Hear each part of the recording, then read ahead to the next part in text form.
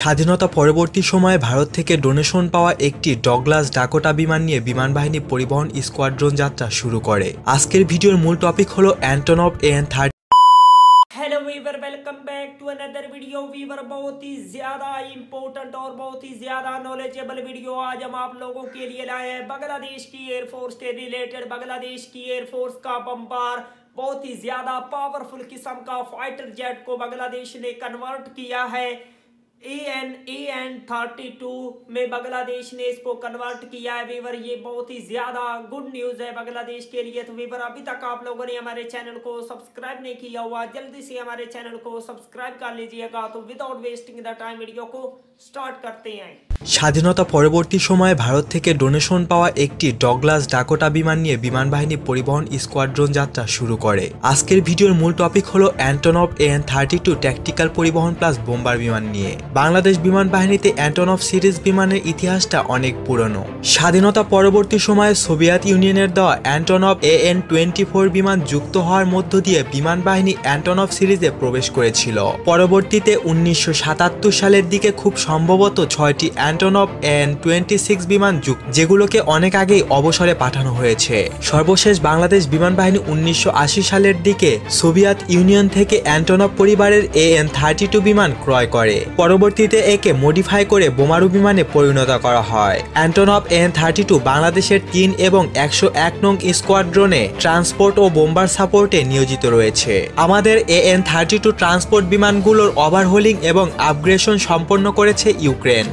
সর্বমোট 3টি AN-32 এর মধ্যে 2টি AN-32B এবং একটি AN-32C ভার্সন রয়েছে। যুগের সাথে তাল মিলিয়ে এই বিমানে আধুনিক সেন্সর ও নেভিগেশন সিস্টেম এবং সেমি গ্লাস ককপিট সংযোজন করা হয়েছে। পাশাপাশি কনভার্টেড বোম্বারেও পরিণত করা হয়েছে, যাতে করে 250 পাউন্ডের 4টি ফ্রি ফল বোমা বহন করতে পারে। অর্থাৎ এর 4টি হার্ড পয়েন্টে 1 টন পরিমাণ বোমা বহন করতে সক্ষম, যা দিয়ে স্ট্র্যাটেজিক্যাল গ্রাউন্ড সাপোর্ট বোমিংয়ে ব্যবহার করা যায়। প্রায় 50 জন সেনা বা প্যারাট্রুপার নিয়ে সর্বোচ্চ 2500 কিলোমিটার দূরে যেতে সক্ষম ইউক্রেনের তৈরি 2 ইঞ্জিন বিশিষ্ট এই বিমানটি ইউক্রেন থেকে আপগ্রেড করার সময় এটিতে নতুন অ্যাভিওনিক্স যুক্ত করা হয়েছে, যার ফলে এগুলি যে কোনো পরিস্থিতিতে যে কোনো সময় দিনে কিংবা রাতে এমনকি 55 ডিগ্রি সেলসিয়াস তাপমাত্রায়ও উড্ডয়ন করতে সক্ষম। গত মাসে ইউক্রেন আনুষ্ঠানিকভাবে তৃতীয় এবং সর্বশেষ AN-32C বিমানটি বাংলাদেশ বিমান বাহিনীর কাছে হস্তান্তর করেছে।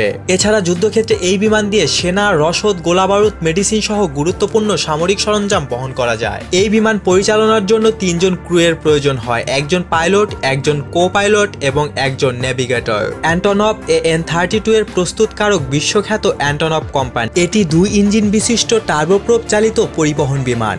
1976 সালে বিমানটির প্রথম উড্ডয়ন হয়েছিল। বিমানটির দৈর্ঘ্য 23.78 মিটার এবং উচ্চতা 8.75 মিটার। এর সর্বোচ্চ গতি 329 মাইল পার ঘন্টা। বাংলাদেশ বিমান বাহিনী ছাড়াও Bharat, Iraq, Sri Lanka, Jordan, Mexico, Peru এর ব্যবহারকারী দেশ।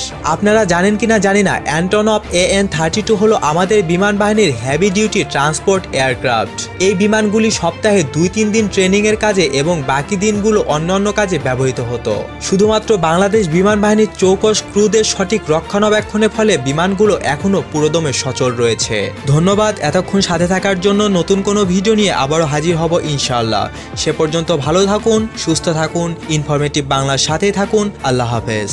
वंडरफुल वीवर, क्या शानदार किस्म का ये बांग्लादेश एयरफोर्स का बम्बार एयरक्राफ्ट है। बांग्लादेश की फिजाइया को इस किस्म के जदीद एयरक्राफ्ट को डेफिनेटली और ज़्यादा बाय करना होगा, ताकि बांग्लादेश की फिजाइया को और ज़्यादा स्ट्रॉन्ग किया जा सके। बांग्लादेश को लेटेस्ट जो मॉडर्न किस्म के बम्बार एयरक्राफ्ट है उनको डेफिनेटली अब बाय करना चाहिए। तो वीवर, अगर आप लोगों को इस किस्म की मजीद इंटरेस्टिंग वीडियो देखनी है तो जल्दी से हमारे चैनल को सब्सक्राइब कर लीजिएगा। मिलते हैं आपसे नेक्स्ट वीडियो में इंशाल्लाह। तब तक के लिए अल्लाह हाफिज।